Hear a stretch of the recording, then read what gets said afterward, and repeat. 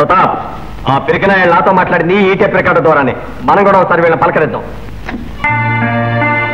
జేబులు కొట్టే వాళ్ళని, దొంకోళ్ళని పట్టే వాళ్ళని అనుచరులుగా పెట్టుకోకరా అబ్బాయి.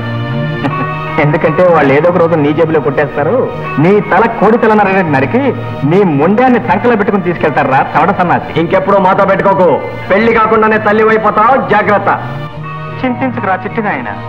బేడీలు మంగళసూత్రంగా, కోర్టు తీర్పు మంత్రాలుగా నీ పెళ్లి జరిపించి జైల్లోనే నీకు గర్భాధానం ఏర్పాటు చేస్తాను.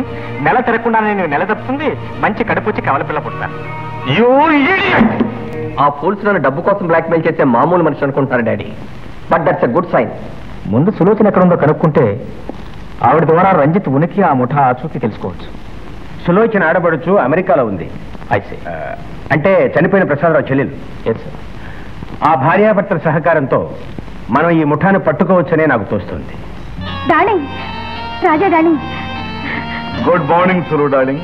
నిజంగా ఇది చాలా గుడ్ మార్నింగ్. అదృష్టం నన్ను అమెరికా నుంచి వెతుక్కుంటూ వచ్చింది. ఏమిటో అది? ఈ పేపర్లో ఉన్న అడ్వర్టైజ్మెంట్ చూడు. మా ఆడబడుచు అమెరికాలో ఉందని చెప్పానే, నెల రోజుల క్రితం ఆవిడ భర్త యాక్సిడెంట్ లో చనిపోయారట. వాళ్ళ ఆస్తి పాస్తులు 40 లక్షలు విలువైంది. అవి ప్రసాదరావు వారసులకు అందజేయడానికి యోగి భోగి అనే ప్లేడర్లు అమెరికా నుండి వచ్చి హోటల్ సీవేవ్లో దిగారట.